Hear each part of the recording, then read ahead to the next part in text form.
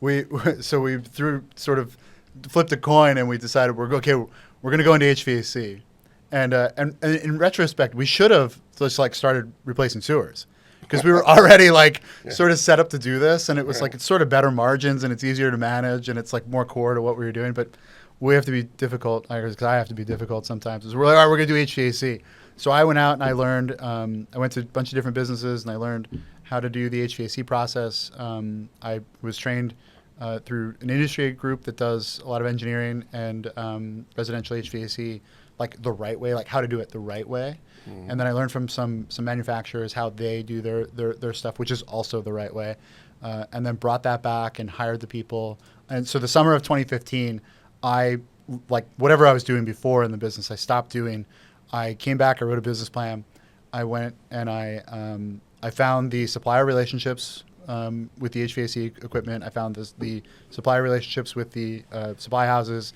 I promoted and found the labor to do the installation. We started marketing for it. I booked the sales leads.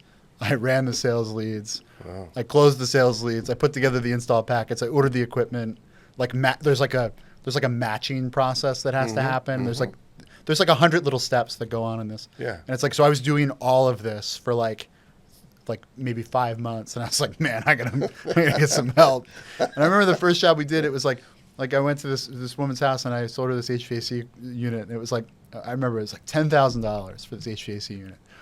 And I was like, oh, we'll do it in a day, right? Because that's the whole thing, is doing do it in a day. Right. We were there for a week. and I got 2 guys at this house for a week. They're like best friends with their kid. Like they know the dog, and it's like, it's a good memory of figuring things out. Well, you have to clarify what a day means. A day on the Earth, or maybe a day, Pluto or something.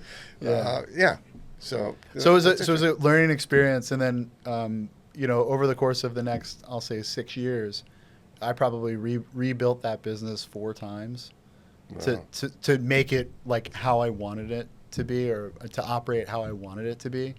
And so I was always very concerned with and I think my biggest thing is putting the right people in the right seats, and like understanding what the role is that you have available, and then finding the person that's like most naturally inclined to do that. So like you don't want to put somebody with ADHD that can't focus on anything in charge of the books, right? Because the detail's bad, and it's like, so, you wouldn't put, I get it. You know what I mean? Like I would never be a staff accountant anywhere, because it just, I get it. Can't focus that long. Sure. But there's people out there that are very conscientious, and they like to be very detail oriented, and they like to have all their ducks in a row, and that's part of the challenge for them. Right. And so I in 2018 I hired a guy named Ian, who one of my good friends, and he had been in HVAC all his life. He was probably the best technician I ever met. And you want to talk about leadership? He one time we had a problem with an install that we did, and it was totally jacked up, and it was our fault. Like we totally messed this up.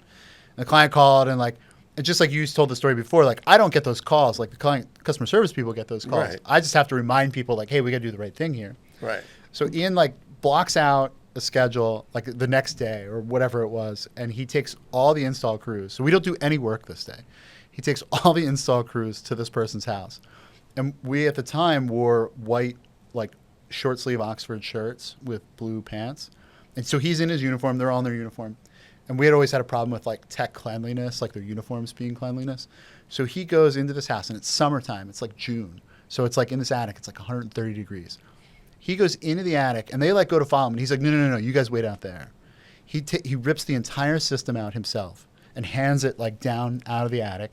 And he installs the entire system himself. With they can only watch and listen to him do this. Wow! And he does the whole thing in 7 hours.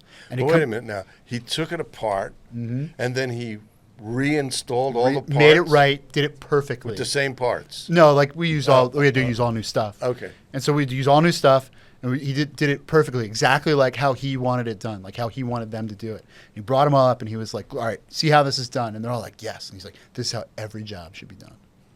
And he comes out of the attic, and he's like, he doesn't have a spot on him. And he'd been in this attic all day.